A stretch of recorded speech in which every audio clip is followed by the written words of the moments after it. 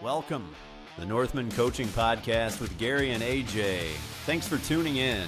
Building a better you, shoulder to shoulder, brick by brick. Let's go. Good evening and welcome to Northman Coaching's podcast. I am your host, Gary, and I'm here with my good friend and co-host, AJ. What's going on, bud? Not much. How are you, brother? I am well. Excellent. So if you guys know that, if you've been watching, you know that we've been talking about core values for the past few weeks that are coming from the Oak Values Core Values deck that I created a few years ago. Anyway, today we are talking about the value of affection. And that value doesn't really go that well with men because a lot of men think that they are above that or that value falls below their standards. So what is your thoughts on that, AJ? So I would say there's a difference there between affection and neediness. Mm-hmm. And a lot of problems come into the difference between them, right? Affection is something that we give. Neediness is something that we're looking for. And I think a lot of men in bad spaces are looking for what they think is affection, when in actuality, it's the neediness to be told that you're loved, that you're cared about, that you're doing a good job. They're looking for that attaboy. Mm-hmm. And that destroys a relationship. It's a drainage beyond belief. It's an energy vampire in itself. I worked with a gentleman just recently where his problem was actually just the fact of giving another individual affection. And it was based off of his divorce. His divorce hit him so hard and it was still staying with him and he hadn't worked through that part yet. So he was afraid to be rejected. He was afraid to be hurt. And that's the place he had, was stuck in that moment. But I've worked with a lot of men that have the issues with affection because of their childhood. They've been hurt or felt like they lacked affection throughout their childhood and never understood what affection actually is. They saw it as the other side of it, which is neediness. Okay. So talking about neediness, so I worked with a few people in the past, and one of them, similar to what you were saying with the need to be loved or feel loved, they would do like a quid pro quo kind of thing, like I love you, waiting for that I love you back, or I miss you, waiting for that I miss you back, and then when they don't get it, they get anxious. They get why didn't you say that you don't love me? Or the best is I'll get a message and the guy will be saying, I texted her and she put like a heart next to the message. And then suddenly the heart stopped. Like it's just a text message. I mean, there could be meaning behind it. There probably isn't. You're creating a meaning and you're feeding off of that and you're killing yourself doing it. So, and you're putting something out there. So you're putting something out into the world and you're training your subconscious that there's something wrong. Absolutely. And when as men, and I think this is where the big difference with men versus women, the emotional versus logical. I think we think that we are telling ourselves something from a logical standpoint, but what ends up happening is we're creating this situation inside of our minds where, wow, she didn't put the heart this time. Or she didn't say, I love you this time. She said, talk to you later. And now we're creating this boundary in our mind. Yeah, we're creating this boundary. And now we think that there's something wrong. So now our brains are going to consistently stir on that situation. Mm-hmm. And then what? Then you're needy. Yep, exactly. You're begging. Yes. So I think that, I don't know, neediness, begging, I was going somewhere with that. I can't think of where I was going. So I don't know what I'm talking about. I'll take it for a minute. Go for it. What do you got? Crack you back on. So, affection with men really comes down to being hurt, having that fear of rejection. There is somewhere inside of that man that is afraid. They have real fear inside them. Or this is still fear. It's either the fear of something like rejection, or because they've lacked it through their childhood or trauma from a divorce, or they're afraid of what people are going to look at them and say. you give affection in front of your guy friends or in front of your coworkers, you're afraid that you're going to get picked on. Somebody's going to laugh at you, make jokes about how loving you are or caring you are. And I think a lot of men fall into that category as well. I talked to a guy just recently that would not hug and kiss his wife goodbye, even though she drove him to work every day. And he was afraid of the way that the men would react to it because they would bust this other guy's balls all the time because he'd always run back and say goodbye to his wife before he left for the week. Even though he would say goodbye to her, he'd get his stuff for the week. He'd go put his stuff in his truck and he'd always run back because he had to get another hug and another kiss. He had to make sure that he gave her that affection before he left her for a week, which is a great thing to do. There was nothing wrong with that relationship. But the other guys that didn't have that type of standing relationship would pick on him for being too affectionate or for being affectionate. Okay. So now I hate to throw myself into the mix, but I personally, I would kiss my other hello and goodbye, whatever, even in front of the guys at work. But I don't believe in the public displays of affection. That's just my thoughts on that are kind of like your sexuality. Like you keep that at home. No one needs to know if you're one of the 5 bazillion genders out there or whatever you are. No one needs to know anything. That's your business. Yeah. Like, so when I was the last woman I was dating, she said that she didn't like public displays of affection. And I was like, that's great. I agree. I'll kiss you. Hello and goodbye. If that's, in front of the car, so be it. But I'm not going to make out with you in the middle of a mall or something. So, agreed. Yeah. Agreed. Absolutely. Some things are meant for the behind doors, some things are not. But that being said, I think you touched on it, but a lot of men go to show that affection and they get shot down. And that is like instant fear. And I've had men who have told me all about, they were asking somebody out or I can't remember the story exactly, but they got shot down. And after that, every relationship moving forward, they had created a story in their head. And if you don't deal with that story builds and it becomes true in your head. And that's all that matters. If it's in your head and it's true, then it's your truth. So it's something that has to be dealt with. That is true. That is true. That is something that has to be worked through. I definitely agree. Making out is definitely the type of affection that should be behind closed doors. I don't think it's appropriate that you do that. But hugging and kissing your significant other goodbye, and running back and even giving them a second hug and a kiss goodbye, there's nothing wrong with that. But it boggles my mind that men get fearful of other people picking on them for it or other people making fun of them for it. That part boggles my mind because that's a whole different aspect of fear. And now you're taking that into your relationship, which can be very harmful in that aspect of things.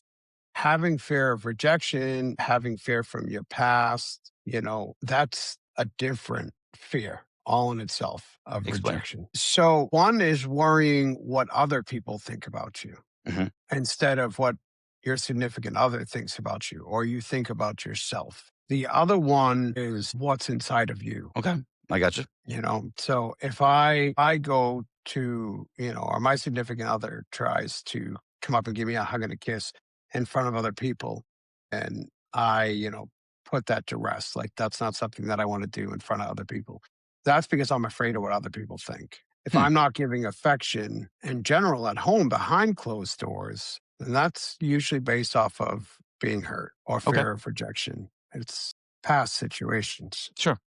All right. I've actually the same guy I was talking about earlier. He was telling me that he got more affectionate as his marriage was falling apart. And that's the neediness. He was grasping to keep it together, grasping to go back to day one or to the good times. And I try to explain to him that, you could go to Disney World today and have a great time. You can't go back next year. You can have a great time, but it will never be the same exact time that you had the prior year. So, you have to show affection on a daily basis. You have to use it to build what you're building, not as glue to hold it together as it's falling apart. So, I think we've talked to a lot of men that do that in the ends of a relationship. And I think that it's very unfortunate, but I was watching a woman recently, she's a psychologist. She also has a podcast and a channel, and she was talking about the breakdown of a relationship from a woman's perspective and what ends up happening. And it's funny because that's exactly where she went with it is once a woman gets to that point where she's no longer getting what she needs or her life is just going in another direction, whatever it may be, she has, she makes that decision. Men pick up on that decision. Somehow we do pick up on it. And that is where a lot of men, instead of recognizing it, start to pick up on the heart missing or start to pick up on the talk to you later instead of I love you. And at that point, we become extremely needy and we start running in that direction to try to go overboard with affection as if we might be able to repair what used to be, like you said. And I was blown by her. I don't have a name. I'd have to go through it, but it doesn't really matter. The point of it is just there is a lot of truth in what you just said. A lot of men, when they start to realize that it's a breakdown of a relationship, they start going overboard with affection because they think that by doing that, they can recreate the past. Yes, absolutely. So I'm going to do it again and spin it back to myself for a second. No, I do not like doing that. But so opposite from what you just said, I didn't have a clue when my divorce happened. I'm on good terms with my ex-wife now, but she explained it to me. And for her, she's like the lights, it was like a sky rise and the lights, one light at a time started going out as I let her down. And eventually, and I had no idea the lights were going out. The room I was in was fine. And next thing I know, all the lights were out and she was done. Like I couldn't save it if I wanted to. And I think that's probably when if I don't remember doing it, but I was probably grasping for something at that point. It was dark. Right. I couldn't see anything. Switching over, I want to talk about affection with your children because being a father of a daughter. So I know you have sons.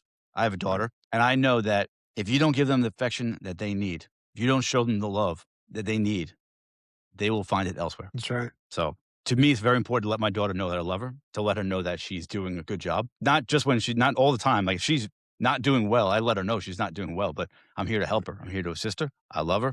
I'm proud of her because I want that guy that comes into her life to treat her like that, to be proud of her, to love her and not just say, I love you for an alternative motive. So it's very important to teach that positive affection, especially with your daughters, because a lot of words that men like to use, I'm disappointed in you, you let me down. You can use those terms to teach as long as you make sure that they understand it was a teaching moment.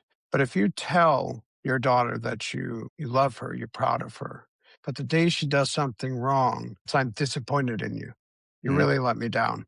You're teaching her that it's okay for a man to be back and forth. You're teaching her that it's okay to not just get the good, but to get the bad side of men. And like you said, when you don't deliver what your children need, they will get it elsewhere. Young ladies grow up to go after what they've received as children. If they get from their father, they can get all the good in the world. But if there's splices of bad in there, where I'm disappointed, you've completely let me down. Like, I don't even want to see you right now. Like, you have that negative aspect. They will accept that negative aspect just the same when they go out into the world and they have their partner. It's important to make sure that your affection is very consistent.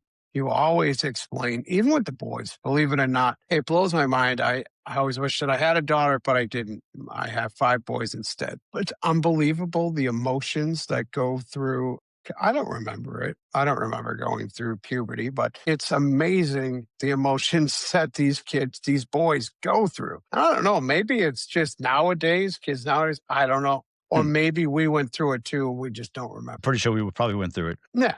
But you touch on same ideas and you hit those emotions so hard. Affection is so important. If you don't give your sons affection, then all you're doing is hardening them. You don't want to harden young men. If you harden them as young men, especially during those real pivotal years, they're going to grow up to be just bricks. And they won't be able to show affection. Shut off. Right. They will not be able to give affection to anybody. It's so important. The cycle. And we must break that cycle. And as we work in the brotherhood, we teach even as brothers to make sure that you still give affection, even to your brothers in the brotherhood. It's important to say, wow, you're doing a great job, brother. If it's real, if it's authentic. Grounded, yeah, of course. But it is important to have that. Men think that it's not okay to have affection with other men. And that's where a lot of fathers go wrong with their sons, because they want their sons to grow up to be these tough men, right? Right. A tough man is not a fighter. You want a strong man. I'm sorry. A tough man is a fighter. You want a strong man. A strong man is not a fighter. A strong man is grounded. A strong man will give affection, understands affection, and doesn't go looking for it. Like you said, when we give our children affection, they're not out looking for that neediness of affection, because they're going to get it somewhere else. Okay. I'm going to disagree slightly. Go for it. Tell me. So a grounded man, from what I got from what you just said, he's not a fighter. Right. You don't want, no, not a grounded man. You don't want a tough man. You don't want to raise a strong man tough is a young grounded man. A tough man's a fighter. Right. But if I'm strong and grounded and I need to protect my family, then I can fight. Sure. The ability to be able to do something, though. So the tough guy is looking for the fight. Person. Right. Okay. A tough guy is that person. A tough guy is a brick wall. Okay. He is a shut-off individual from the world. I got you. You want a young man that, of course, has the ability to protect his family. Okay. Now we're making sense. Now we did. All right. So on a. This isn't just a book you read. It's a book you feel. Joel Rosario pulls you straight into the heart of a man wrestling with love, loss, identity, and the ghosts that don't stay buried. The writing is poetic without trying too hard. The characters are flawed in all the right ways, and the emotional weight hits with that slow burn that sticks. He lets the pain breathe. He lets the beauty bleed through. And he shows with a songwriter's touch how a man can break and rebuild himself without losing the heart that made him worth loving in the first place. Available now. I don't know. Correcting that. Before we continue any further, if you guys are looking for a lighter podcast in this episode, check out Sessions and Lessons. The hosts are Glow and Joel Rosario, and they are two friends of ours, and it's a great podcast. It's a little self-help, a little small talk, I don't even know. They have good conversations. So check them out, Sessions and Lessons. They are on Spotify. They are on all major podcast platforms, and they release 2 episodes a week. They have double what we do, sort of. That's actually not true anymore. Every Wednesday and every Sunday. So check out Sessions and Lessons. And Glow Rosario has her own podcast that comes out every Friday, and that is called Glowing Off Script. That's a little bit more deep. She gets into a lot of personal things. I'm going to leave it there. Just check out Glow on Glowing Off Script every Friday. She's not on all major ones. She's on Spotify and iHeart, I believe. Yeah. Definitely Spotify. So check that out. They are both. Yeah, check them out for sure. They are amazing, dynamic duo together. Yes. And Glow gets into some good stuff. She does. And before we get back to our show here, Joel has a book out. It is called May December End. So if you guys haven't gotten that book or heard of that book, check it out. It's on Amazon. It's on Kindle. It's Nook, Barnes & Noble online, I believe. And I believe he just said that I think he told me that Glow dropped off a bunch of books at the library. So now they're at the library. I don't know if they let people borrow them, but whatever. Throw them in the book drop, see what happens, right? That's awesome because it's a amazing book. It's an amazing book to read. Such a dynamic story, a man's life. It is amazing. It started off as his own help. It was his own journal, his own way to get through things in life, and he was generous enough to turn it into a book and share his pain with the world. It's a really good book. It was definitely the best book that I read in all of 2025. So anyway, agree. Back to where we were in our show, which I forgot. We're talking about affection with kids. I kind of did we oh no, we were with affection with the brotherhood. Yeah. So with the brotherhood. And like you were saying, like we show affection to the guys in the brotherhood, but it's real affection. It's not like, I mean, if you're in the brotherhood and you come with some crazy thought that makes no sense, I'm not going to say good job. I will be the first guy to call you out. but it's calling you out of love. I don't want to see anybody in that group fail ever. But that is I don't want to see affection. anybody fail anywhere, but especially in the group. So if you come across with something that just doesn't sit right in my head, I have to ask questions and call you out to get so that I have a clear picture of what you're talking about. So, But that is genuine affection, and that's extremely important. Yes. It's extremely important. Being in the brotherhood teaches you more than I can even begin to dish out. Go through the podcast, check us out, and you will see. But affection is a big one. Learning how to, one, be able to have affection, especially with other men, is such an amazing feeling to be able to let go of that fear of rejection, that fear of somebody looking at you like, it's unacceptable that you did it. It just, it gives you the ability to let go of the needy feeling. And when you're in the beginning of going through a divorce or you've just got divorced, you're in some type of real difficult season in life, neediness starts to hit hard with a lot of the men that we talk to and we meet. Yes. So before we wrap this up and go into plugging ourselves, there was something you said earlier that was really good. I want you to read it off or say it out about not changing who you are. About not changing who you are. Was it before we went on? It was before we went on the first, second, or third time. I can't remember. Jeez. Affection isn't about changing who you are. Okay. Yeah. Let me see. Because there was a couple of things that I had put down. I can read it off if you want. Yeah, if you have it, please do. I mean, I have something similar to that. I don't know if it's the same thing you said, but affection isn't about changing who you are. If you show affection, it's not really changing who you are. It's removing what's been blocking who you were meant to be. You were meant to show affection to other humans. That is who we are by design. Men don't fall apart because they're weak. They fall apart because they're alone is what I thought that I was talking about. Oh, you know what? Affection isn't about becoming a different man. Same thing. Okay. It's about removing what's been blocking you from showing up as the man you already are. That's what I said almost word for word. Almost. But whatever. I knew you said it. I knew you said it.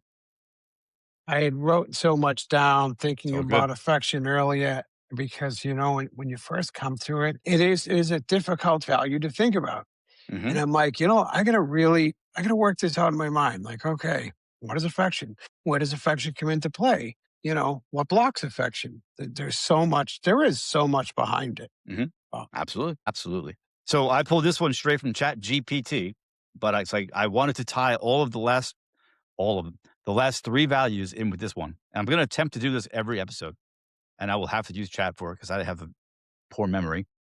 Affection flows naturally when a man lives in abundance, stands in acceptance, and holds himself accountable because he's no longer giving from need, but from strength. So if you think about the last three values, now we're 4 values deep. And we just tied them all in that one sentence. I like that, and it's really awesome that you did that. I actually, beside me, which it'd be too much work to move the camera down, but I actually have the cards. I have abundance, acceptance, accountability, and affection, right? The order that they are, because that was one of the last things I was thinking before we went live is how they actually do all tie into one another. They really do. And they're in alphabetical order. When I created this, they didn't tie in.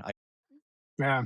This is bigger and deeper than it ever was. Well, because that's the thing. The more work that we put in as men, the more all of those values start to become a part of who you are. Absolutely. They may not be your values that are on the surface every day, but you get to a point where all of those values actually do live within you and reflect who you actually are as a man. Amen to that, for sure. So before we wrap this up, I want you guys to know that every Monday through Friday, AJ and I have a Northman devotional where we speak for a few minutes in the morning, less than 5, no more than 10 to 15 about a daily devotion and how it ties into men's work and our brotherhood. And if you like what you see on this podcast or in those devotionals, please like and subscribe. Leave a comment, whether that be on YouTube, Facebook, Spotify, wherever it is. We will get back to you. If you don't like what you see, leave a comment about that as well. And if you want to know more about this affection and this brotherhood, check out the Northman Coaching Brotherhood. It's we meet 3 times a week for check-in meetings and 1 time for a deep meeting. And that's every Thursday we do a deep meeting where we ask a question.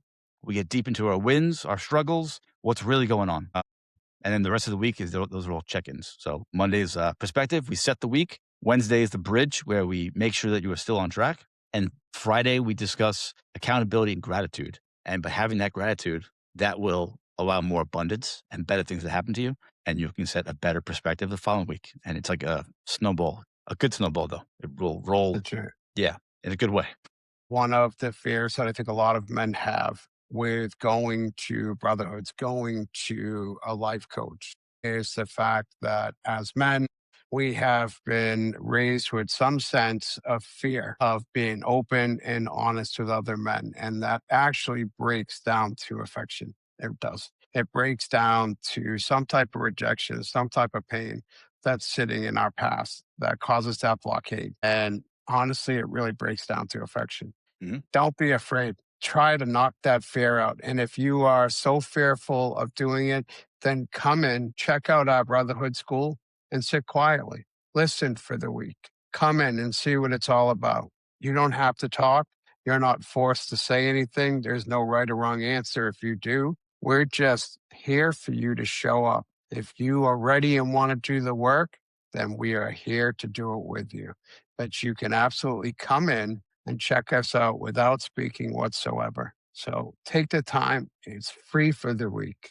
Yes. So, And if or you need, Northman Coach, sorry. so if you need one-on-one coaching, also reach out on the website, book your session, and we will be happy to help you out. Yeah, absolutely. Guys, go to northmancoaching.com. The up to top right's a resources tab, and you can find the Brotherhood School. You can find everything in the site. So check it out. Like, subscribe, comment. Unless you're afraid to do any of that, then I understand that you're afraid. All right, guys, have a great night, and we will see you guys next Sunday. All right, have a good Or one, guys. maybe tonight. There you go. Yeah, maybe. Or tomorrow night, I mean. Yeah. Monday night. One of these nights, one of these mornings, who That's knows? it. Check us out, Yep. guys. Have a good All one. right, guys. Have a good night.